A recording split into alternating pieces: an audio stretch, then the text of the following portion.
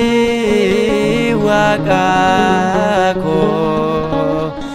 ishee gaafa sanaa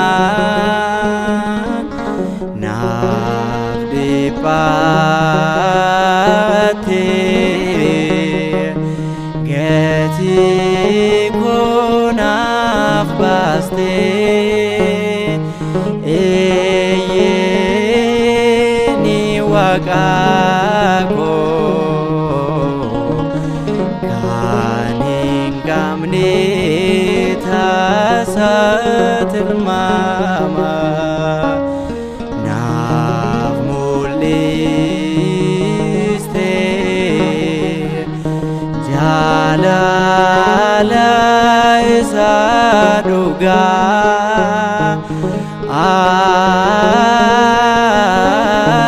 Uumaa koo fannootti ol baatee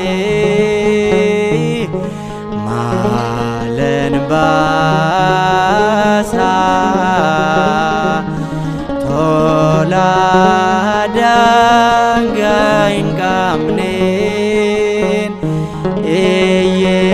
eeyyeeni Waaqa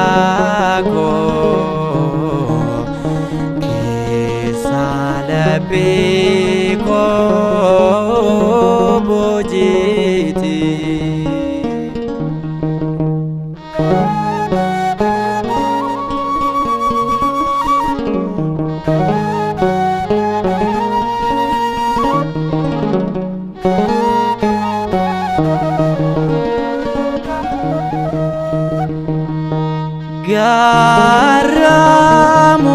Garraamummaa keeni jalloota hordoftee akka hoolaatee qaalamuuf oofamtee taasa hin dubbanne tasuma hin falmanne lubbuu kee Gooftaa naaf hin mararfanne jaalala daangaa hin qabne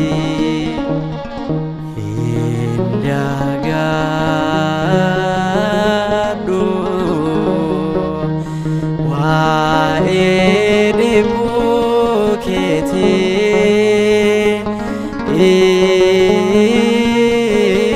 Waaqa koo ishee gaafa sanaa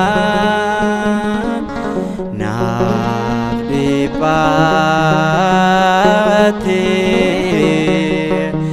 gatii koo naaf baastee eeyyeeni Waaqa koo kan hin qabne tasa tilmaama naaf mul'istee jaalala isa dhugaa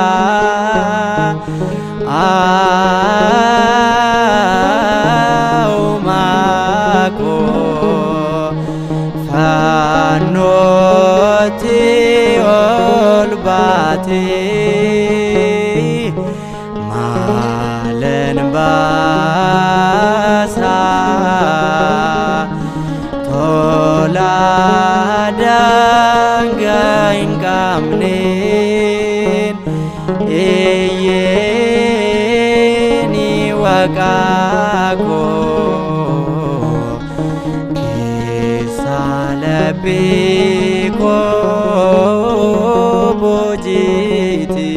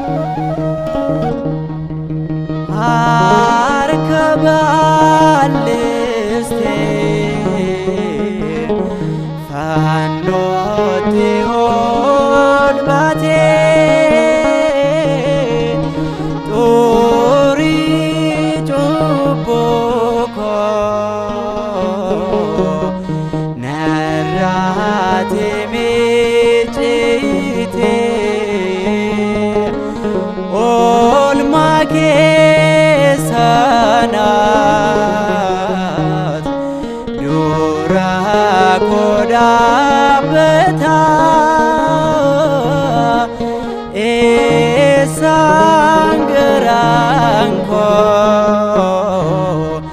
Gooftaas daagata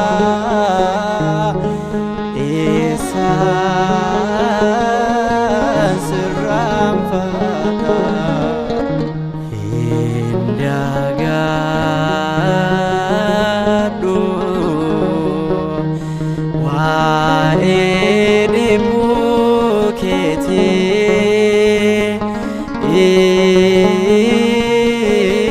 Waaqa koo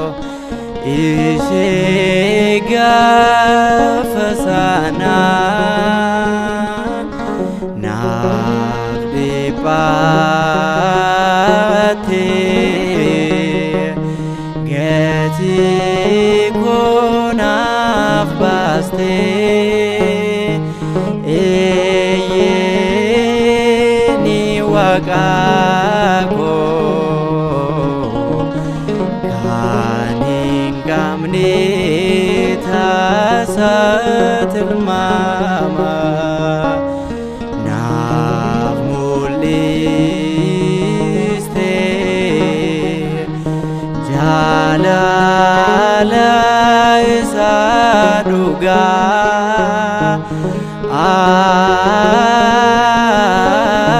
Aumaa koo fannootti ol baatee maalan baasaa tolaa daangaa hin qabneen eeyyeeni Waaqa koo keessa laphee koo boojiiti.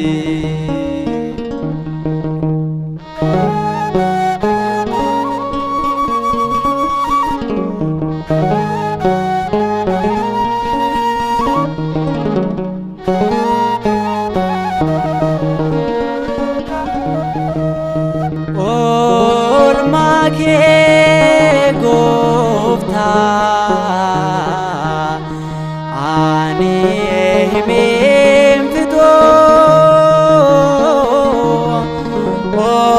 osoon dubbadhee umurii koo guutuu eessanaaf eessaati naaf fuutee boolla waalchaa koo anaatiif duuchitee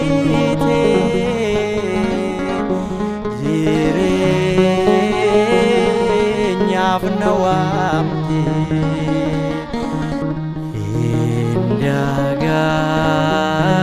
hindagadhu waa'ee dhibbuu keetii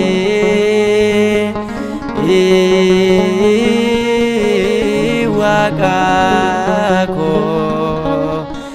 ishee gaafa sanaa naaf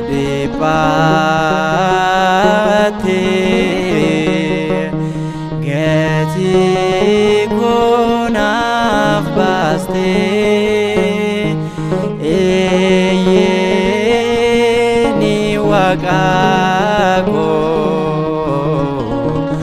kan hin qabne tasa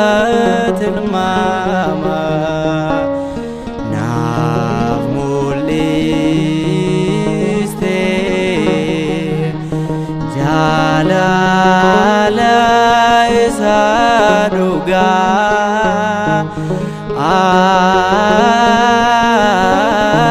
Aumaa koo fannootti ol baatee maalan